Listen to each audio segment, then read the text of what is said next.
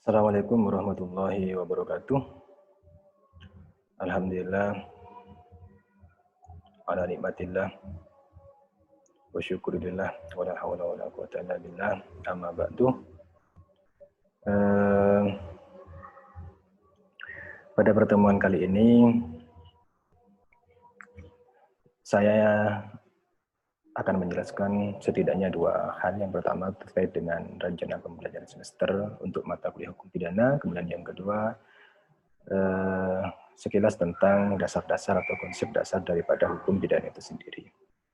Perkenalkan, nama saya Ismail Marzuki. Saya dosen dari Prodi Hukum, Fakultas Sosial dan Humaniora, Universitas Nurul Jadid, Paiton, Probolinggo. Pada semester kali ini saya mengampu mata kuliah hukum pidana ya, dengan bobot 3 SKS untuk mahasiswa semester 3 di lingkungan Prodi Hukum Fakultas Sosial Humaniora Universitas Nurul Jadid Paiton Probolinggo. Sebagaimana kita ketahui bahwa mata kuliah hukum pidana adalah salah satu mata kuliah yang wajib ditempuh oleh seluruh mahasiswa Prodi Hukum. Jadi mata kuliah ini harus diikuti dan secara tuntas ya oleh mahasiswa Prodi Hukum di lingkungan Fakultas Sosial Humaniora Universitas Nurul Jadid. Ada beberapa capaian pembelajaran yang ingin dicapai dalam proses perkuliahan dalam mata kuliah hukum pidana ini, baik CP Prodi ya, meliputi aspek sikap, aspek pengetahuan, aspek keterampilan umum, dan aspek keterampilan khusus, termasuk juga ada capaian pembelajaran mata kuliah. Dari aspek sikap yang ingin dicapai dalam mata kuliah kita itu adalah diharapkan mahasiswa memiliki integritas dan etika profesi hukum berdasarkan nilai-nilai Pancasila, karena kita hidup di negara Indonesia yang berlandaskan kepada nilai-nilai Pancasila. Kemudian yang kedua adalah menunjukkan sikap bertanggung jawab atas pekerjaan di bidang keahliannya secara mandiri. Dari aspek pengetahuan, mata kuliah hukum pidana ini diharapkan nantinya mahasiswa mampu menguasai konsep teoritis mengenai hukum pidana material. Kemudian dari aspek keterampilan umum, diharapkan mahasiswa mampu berpikir secara kritis, logis, dan sistematis, mampu berkomunikasi baik secara lisan maupun tulisan, karena di dalam mata kuliah ini nanti tidak hanya tugas individu yang dibuat dalam bentuk makalah, tetapi juga bagaimana makalah itu disampaikan secara lisan atau dipresentasikan secara lisan. Kemudian yang ketiga adalah mampu bekerja baik secara individu maupun kolektif. Tadi juga sudah saya sampaikan bahwa tugas teman-teman mahasiswa nanti tidak hanya bersifat kolektif ya, bersifat kelompok, tetapi juga ada tugas-tugas individu yang dimana setiap mahasiswa itu mengerjakan tugas-tugas tersebut secara baik. Kemudian keterampilan khusus. Diharapkan mahasiswa mampu memberikan saran dan solusi dalam penyelesaian masalah hukum. Jadi setelah mengikuti mata kuliah hukum pidana ini, nantinya mahasiswa diharapkan ketika terjun ke masyarakat dan ada problem hukum, terutama yang berkait dengan hukum pidana, mereka mampu memberikan saran atau masukan-masukan, termasuk juga solusi atas persoalan hukum pidana yang sedang terjadi. Kemudian ada capaian pembelajaran mata kuliah. Diharapkan mahasiswa mampu memahami dan menguasai konsep-konsep hukum pidana, menerapkan hukum pidana dalam suatu perkara pidana di masyarakat, serta berpikir kritis terkait pembentukan pembangunan hukum pidana nasional. Sebagaimana kita ketahui bahwa di dalam mempelajari mata kuliah hukum pidana, setidaknya secara umum ada 3 hal yang wajib diketahui dan wajib dikuasai, serta dipahami oleh seluruh mahasiswa yang mengambil mata kuliah hukum pidana. Yang pertama terkait dengan perbuatan pidana atau delik, kemudian yang ketiga terkait dengan pertanggungjawaban pidana, kemudian yang ketiga terkait dengan pemidanaan. Tentu sebelum memahami apa itu delik atau perbuatan pidana, apa itu pertanggungjawaban pidana dan pemidanaan, kita harus paham dulu tentang apa sih hukum pidana itu. Nah, sebentar lagi setelah RPS ini saya jelaskan, kita akan menguraikan sedikit tentang apa itu hukum pidana. Baik teman-teman, ada beberapa bahan kajian yang akan kita pelajari selama 16 kali tatap muka, baik secara luring maupun daring, karena perkuliahan di Universitas Nurul Jadid itu masih blended learning, jadi secara bergantian, 1 minggu luring dan 1 minggu daring ya. Di sini saya rangkum ada 8 tema utama. Ya, yang pertama adalah pendahuluan atau pengantar mengenai hukum pidana yang sebentar lagi akan saya jelaskan. Kemudian yang kedua ruang lingkup berlakunya hukum pidana, sampai kemudian ada terakhir adalah pidana dan pemidanaan. Jadi ada 8 tema yang akan kita urai satu persatu. Secara rinci nanti akan saya jelaskan pada bagian selanjutnya. Kemudian di sini ada beberapa referensi yang bisa kalian gunakan ya, untuk membantu memahami mata kuliah atau materi-materi yang ada di dalam mata kuliah hukum pidana. Ada dari Prof. Andi Hamzah, ada yang judulnya adalah Asas-asas Hukum Pidana, ada dari Profesor Bardanawi Arif, masalah pemidanaan sehubungan dengan perkembangan kriminalitas dan perkembangan delik-delik khusus dalam masyarakat modern. Ada juga dari Prof. Mulyatno ya, terkait dengan perbuatan pidana dan pertanggungjawaban dalam hukum pidana. Ada juga karangannya Prof. Muladi dan Prof. Bardanawi Arif, pidana dan pemidanaan. Di samping juga ada banyak ahli hukum pidana yang menulis tentang hukum pidana. Dan saya harapkan juga teman-teman tidak hanya mengacu kepada beberapa referensi yang sudah saya sebutkan di sini. Teman-teman juga bisa melihat referensi-referensi yang sifatnya online yang sangat mudah kita pelajari pada era ini, baik itu artikel jurnal maupun video-video pembelajaran yang ada di kanal YouTube ataupun media lain yang mudah diakses oleh kita. Ini yang saya maksud tadi dari 8 tema utama yang sudah saya rangkum di dalam bahan kajian tadi. Pada pertemuan pertama kita akan berbicara tentang konsep dasar hukum pidana ya, meliputi ini ya, pengertian hukum pidana, tempat dan sifat hukum pidana, pembagian hukum pidana, fungsi dan tujuan hukum pidana, serta sumber daripada hukum pidana itu sendiri. Selanjutnya, pada minggu depan atau pertemuan selanjutnya, kita akan berbicara tentang ruang lingkup berlakunya hukum pidana, baik menurut waktu, ya, tempat, dan orang. Kemudian kita akan berbicara secara historis tentang perkembangan hukum pidana Indonesia, baik pada masa kolonial maupun pasca kemerdekaan Indonesia. Setelah itu kita akan berbicara tentang ilmu bantu dalam hukum pidana. Ini penting teman-teman untuk dikuasai, namun apa yang akan diuraikan di dalam di dalam pertemuan keempat ini tentang ilmu bantu dalam hukum pidana ini hanya meliputi hal-hal mendasar ya. Baik itu kriminologi, viktimologi, psikologi, sosiologi, dan penologi. Di mana masing-masing ilmu bantu hukum pidana ini akan menjadi bahasan tersendiri di dalam mata kuliah tersendiri ya pada semester berikutnya atau pada pertemuan berikutnya. Nah, di dalam pertemuan keempat ini ada tugas individu ya. Tugas individu pertama yaitu mencari kasus perkara pidana dan menganalisanya berdasarkan salah satu ilmu bantu dalam hukum pidana. Jadi teman-teman mahasiswa diharapkan mencari satu kasus pidana, kemudian menganalisanya berdasarkan ilmu bantu ini. Boleh teman-teman pilih kriminologi, perspektif kriminologi, atau perspektif viktimologi, psikologi, sosiologi, dan penologi. Setelah itu kita akan masuk pada penafsiran atau interpretasi undang-undang pidana. Ya, yang akan kita urai terkait dengan urgensi penafsiran itu sejauh mana, penemuan hukum oleh hakim pidana itu bagaimana, kemudian termasuk juga jenis-jenis penafsiran dan analogi. Kemudian selanjutnya kita akan masuk pada tindak pidana atau delik. Ini hal penting yang harus kita pahami. Ini akan menjadi beberapa tatap muka ya, atau beberapa pertemuan baik secara ruling maupun luring. Yang pertama, pertemuan ke-6 ini kita akan bicara tentang tindak pidana, namun fokusnya hanya terbatas pada istilah apa saja yang digunakan selain tindak pidana. Kemudian pengertian tindak pidana, kemudian unsur-unsur tindak pidana itu sendiri. Setelah itu, ini ada tugas juga, ada tugas individu, yaitu menyusun unsur delik. Yang pertama adalah 5 delik dari KUHP dan 5 delik dari luar KUHP. Jadi teman-teman mahasiswa diharapkan setidaknya sebagai mahasiswa hukum, itu setidaknya memiliki kitab undang-undang hukum pidana. Ya, kitab undang-undang hukum pidana. Nanti teman-teman melalui tugas ini mencari 5 tindak pidana dari KUHP dan 5 tindak pidana di luar KUHP. Kemudian dirinci unsur-unsur deliknya masing-masingnya.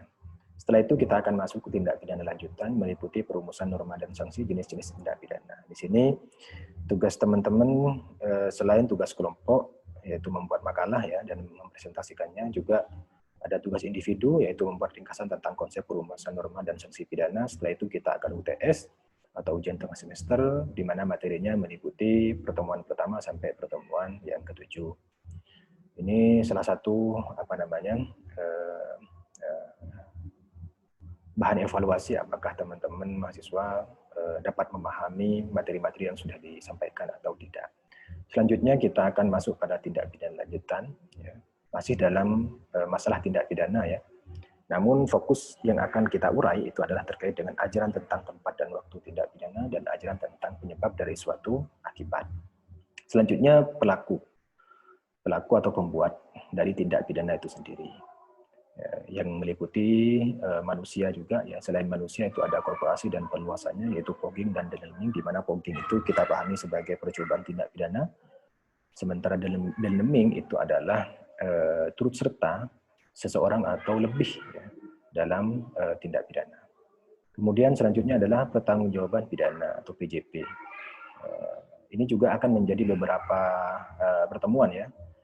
Dalam pertanggungjawaban pidana pada pertemuan ke-11 ini hanya khusus berbicara tentang pengertian pertanggungjawaban pidana atau kesalahan pidana dan perkembangan sistem pertanggungjawaban pidana. Nah, di sini teman-teman juga ada tugas individu ya, di mana masing-masing mahasiswa itu mengerjakan tugas ini, yaitu tentang urgensi pertanggungjawaban pidana dalam sistem hukum pidana.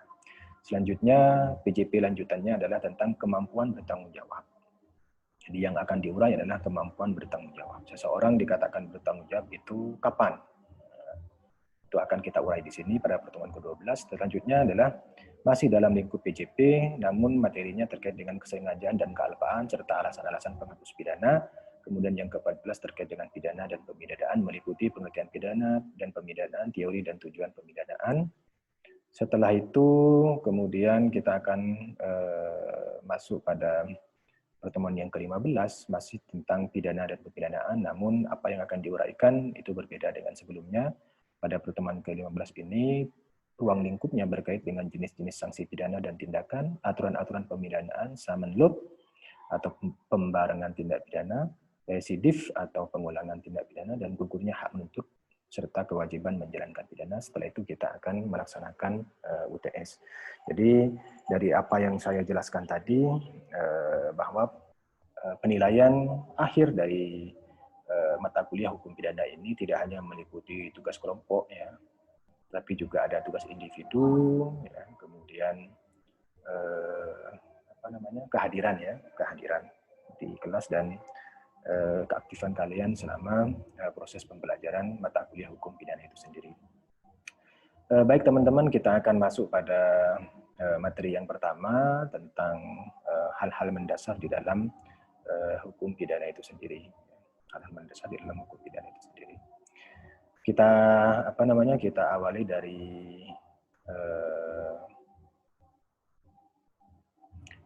dari pengertian ya. Kita awali dari pengertian hukum pidana. Ya, kita awali dari pengertian hukum pidana.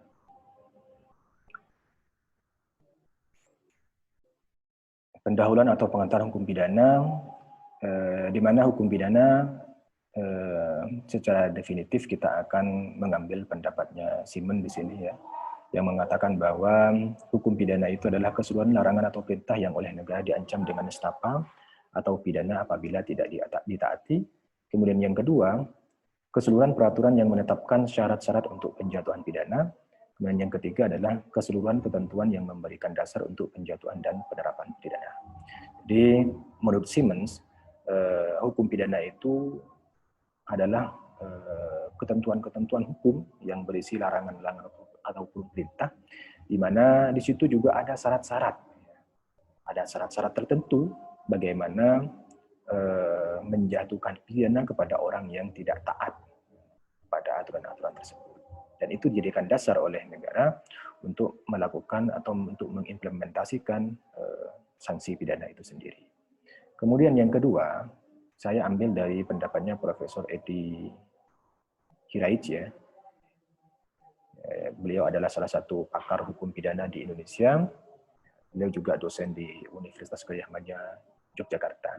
Beliau mengemukakan bahwa hukum pidana itu adalah aturan hukum dari suatu negara yang berdaulat yang berisi perbuatan yang dilarang atau diperintahkan, disertai dengan ancaman pidana bagi siapa yang melanggar atau tidak mematuhi. Kemudian, kapan dan dalam hal apa pidana itu dapat dijatuhkan, serta bagaimana pelaksanaan pidana tersebut yang keberlakuannya dipaksakan oleh negara. Jadi dari definisi yang disampaikan oleh Prof. Edi Hiraich ini, bisa kita pahami bahwa beliau mendefinisikan hukum pidana itu dengan makna yang luas, ya, yang meliputi hukum pidana material dan hukum pidana formil. Di mana hukum pidana material itu maknanya adalah aturan hukum dari suatu negara yang berdaulat yang berisi perbuatan yang dilarang atau diperintahkan, disertai dengan ancaman pidana bagi siapa yang melanggar atau tidak mematuhi. Itu adalah makna daripada hukum pidana material. Dalam kalimat selanjutnya, kemudian kapan dan dalam hal apa pidana itu dapat dijatuhkan serta bagaimana pelaksanaan pidana tersebut yang keberlakuannya dipaksakan oleh negara, ini adalah makna daripada hukum pidana formil.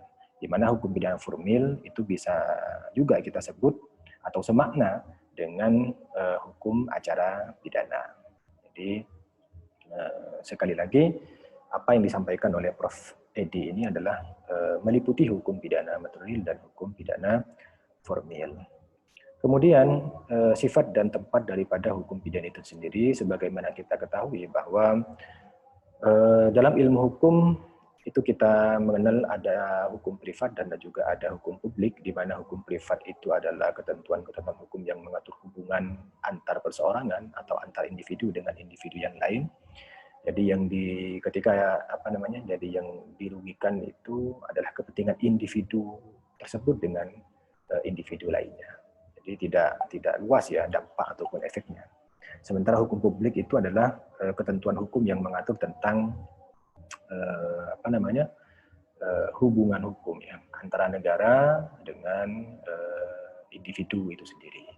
Jadi di sini di dalam hukum publik ada keterlibatan negara dalam proses penyelesaian perkara hukum publik tersebut. Mengingat apa? Mengingat dampak yang ditimbulkan atau dampak yang diakibatkan dari hukum publik itu sangat luas, ya, bahkan membahayakan kepentingan masyarakat banyak. Nah, salah satu sifat daripada hukum pidana itu adalah masuk dalam kategori hukum publik. Jadi hukum pidana itu adalah hukum publik. Ya. Karena ranahnya hukum publik, maka tempat hukum pidana itu adalah negara. Jadi melalui lembaga dan atau aparat penegak hukumnya. Jadi untuk menjalankan hukum pidana itu sendiri, seseorang tidak boleh serta-merta memvonis dia bersalah, memvonis dia dengan hukuman mati dan seterusnya, tetapi harus melalui prosedur-prosedur yang sudah ditentukan oleh hukum yang berlaku di suatu negara tersebut. Dalam konteks negara kita Indonesia, kita berpedoman kepada setidaknya Kitab Undang-Undang Hukum Pidana dan Kitab Undang-Undang Hukum Acara Pidana. Ya. Kemudian kita masuk pada pembagian hukum pidana, di mana hukum pidana itu dapat dibagi dalam beberapa kelompok di sini. Yang pertama adalah hukum pidana dalam keadaan diam dan bergerak, di mana hukum pidana dalam keadaan diam itu disebut juga dengan hukum pidana material, sementara hukum pidana dalam keadaan bergerak itu disebut dengan hukum pidana formil. Hukum pidana material disebut hukum pidana dalam keadaan diam karena di situ hanya berisi rumusan-rumusan mengenai perbuatan-perbuatan apa yang dilarang dan yang diperintahkan. Kemudian yang kedua berisi tentang rumusan mengenai pelaku daripada tindak pidana itu sendiri. Yang ketiga berisi tentang ancaman pidana bagi siapa saja yang melanggarnya. Jadi ketika hanya berisi rumusan-rumusan mengenai perbuatan, mengenai pelaku, dan mengenai ancaman pidana, itu kan tidak bisa berbuat apa-apa, masih belum bisa dijalankan, artinya dia diam. Nah, sementara hukum pidana formil dikatakan sebagai hukum pidana dalam keadaan bergerak karena hukum pidana material itu berisi tentang ketentuan-ketentuan bagaimana menjalankan dan mempertahankan hukum pidana material. Siapa yang menjalankan? Yang menjalankan yaitu adalah aparat penegak hukum yang berwenang. Kalau pada tingkat penyelidikan dan penyidikan itu adalah ranah kepolisian, kalau pada tingkat penuntutan itu adalah ada pada ranah kejaksaan, dan kalau pada tingkat pemeriksaan di pengadilan itu ada pada hakim. Setelah itu kemudian eksekusi putusan, ya, dan seterusnya. Kemudian ada hukum pidana dalam arti objektif dan dalam arti subjektif. Dalam arti objektif, itu hukum pidana disebut dengan ius ponale. Jadi hukum pidana dilihat dari aspek larangan-larangan berbuat, ya. Dilihat dari aspek larangan-larangan berbuat, larangan-larangan yang disertai dengan ancaman pidana bagi siapa yang melanggar larangan tersebut, sementara hukum pidana dalam arti subjektif itu disebut dengan ius ponende. Ya, jadi yang dilihat itu aspek subjektifnya hukum pidana itu sendiri, yang meliputi apa? Yang meliputi apa namanya hak, ya, hak ataupun kewenangan negara untuk menentukan larangan-larangan dalam upaya mencapai ketertiban umum. Kemudian yang kedua, untuk memberlakukan sifat memaksanya hukum pidana yang wujudnya dengan menjatuhkan sanksi pidana kepada orang yang melanggar larangan tersebut. Kemudian yang ketiga adalah untuk menjalankan sanksi pidana itu sendiri yang telah dijatuhkan oleh negara, dalam hal ini hakim, kepada si pelanggar larangan tersebut. Kemudian ada hukum pidana atas dasar sumbernya. Di sini ada hukum pidana kodifikasi dan hukum pidana di luar kodifikasi. Hukum pidana kodifikasi itu adalah hukum pidana yang termaktub di dalam satu kitab, di mana di dalam kitab tersebut berisi berbagai macam jenis tindak pidana berikut sanksinya. Jadi ada di dalam satu kitab. Sementara hukum pidana di luar kodifikasi itu adalah aturan-aturan hukum pidana yang dirumuskan di luar di luar kitab itu. Kalau dalam konteks negara Indonesia secara sederhana kita bisa mengatakan hukum pidana kodifikasi itu adalah KUHP, sementara hukum pidana di luar kodifikasi itu contohnya misalnya adalah undang-undang tentang pemberantasan tindak pidana korupsi, undang-undang penghapusan kekerasan dalam rumah tangga, undang-undang narkotika, ya, dan seterusnya. Kemudian selanjutnya adalah hukum pidana atas dasar pada siapa berlakunya, yaitu terdiri dari hukum pidana umum dan hukum pidana khusus. Hukum pidana umum itu adalah ketentuan hukum pidana yang berlaku secara umum bagi seluruh masyarakat, sementara hukum pidana khusus adalah hukum pidana yang mengatur tentang perbuatan-perbuatan tertentu dan orang tertentu. Jadi perbuatannya khusus dan orangnya juga khusus. Seperti apa contohnya? Misalnya kalau hukum pidana umum itu contohnya KUHP. Ya. Sementara hukum pidana khusus itu adalah misalnya kitab undang-undang hukum pidana militer, ya kan? Atau kitab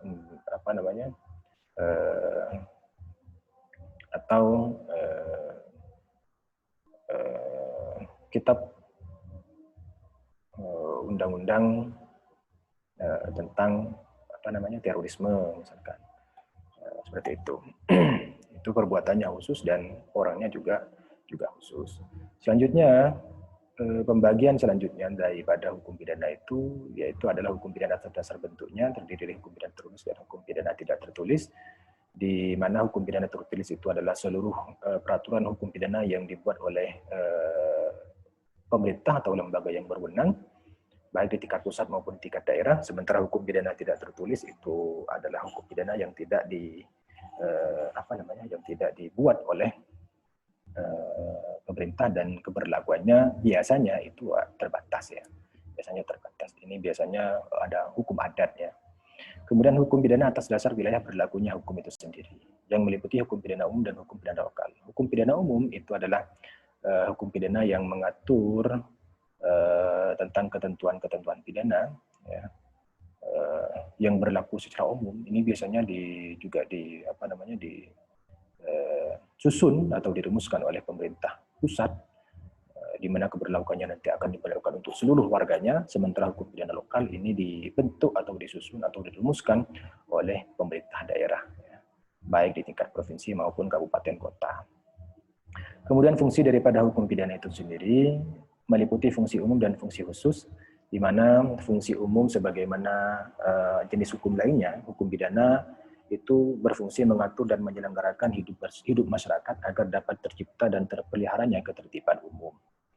Jadi dengan adanya hukum pidana, masyarakat ketertiban, keharmonisan, dan keadilan di tengah-tengah masyarakat dapat tercapai.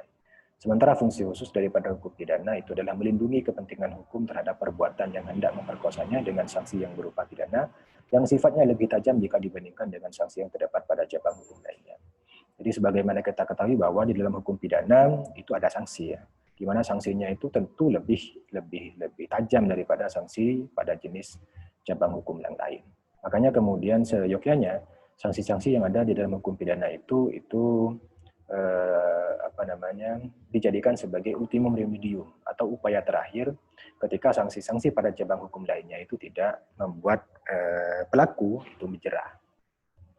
Kemudian tujuan daripada hukum pidana ini ada dua. Yang pertama menurut ajaran klasik, yang kedua adalah menurut ajaran modern. Menurut ajaran klasik, tujuan daripada hukum pidana itu adalah untuk melindungi kepentingan individu dari kekuasaan negara, kepentingan pelaku, ya, orang yang melakukan kejahatan atau orang yang melakukan pelanggaran dari kekuasaan negara. Jadi di sini penting kekuasaan negara itu dibatasi agar kepentingan individu itu tidak terlukai. Ya, jadi penekanannya itu lebih kepada pelaku atau individu itu sendiri. Sementara menurut ajaran modern, tujuan daripada hukum pidana itu adalah untuk melindungi kepentingan masyarakat. Jadi di dalam pemahaman ajaran modern ini, kejahatan itu dipahami sebagai sesuatu yang membahayakan masyarakat luas, sehingga mau tidak mau hal-hal yang berkaitan dengan kejahatan itu bagaimana memberikan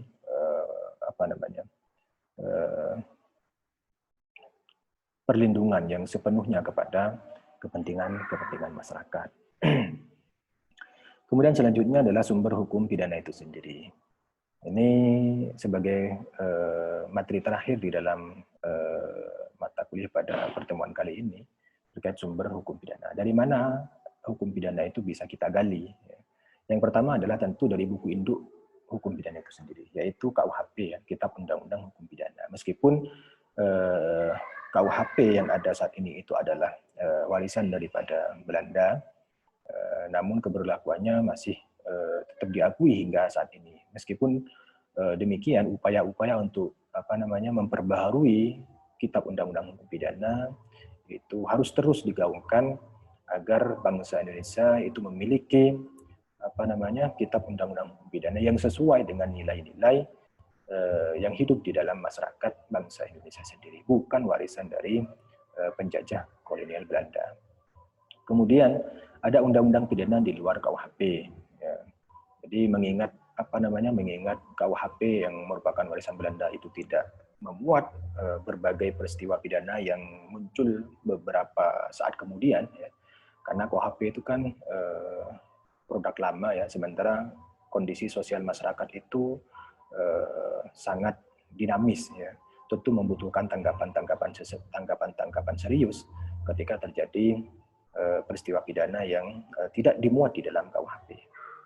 Undang-undang pidana di luar KUHP itu seperti misalkan Undang-Undang tentang pemberantasan tindak pidana korupsi, Undang-Undang nomor 20 tahun 2002 atau Undang-Undang nomor 23 tahun 2004 tentang penghapusan kekerasan dalam rumah tangga, termasuk juga Undang-Undang tentang perdagangan orang, termasuk juga tentang Undang-Undang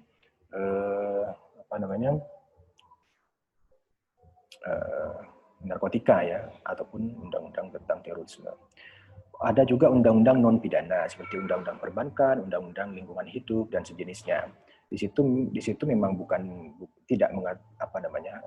tidak terkait secara langsung tentang pidana, tetapi karena di situ memuat ketentuan pidana bagi orang-orang atau bagi pelaku yang melanggar perbuatan atau rumusan di dalam undang-undang perbankan maupun di dalam undang-undang lingkungan hidup, maka juga bisa dijadikan sebagai sumber rujukan ketika terjadi suatu peristiwa yang berkaitan dengan perbankan yang merugikan masyarakat atau suatu peristiwa hukum pidana yang berkaitan dengan lingkungan yang itu sangat merugikan masyarakat.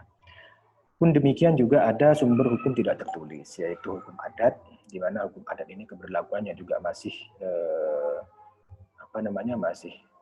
berlaku di sebagian daerah dan masyarakat juga menganggap sebagai salah satu upaya untuk membuat seseorang itu menjadi jerah, menjadi jerah. Seperti misalkan ada pengusiran dari daerah tersebut ya, atau misalkan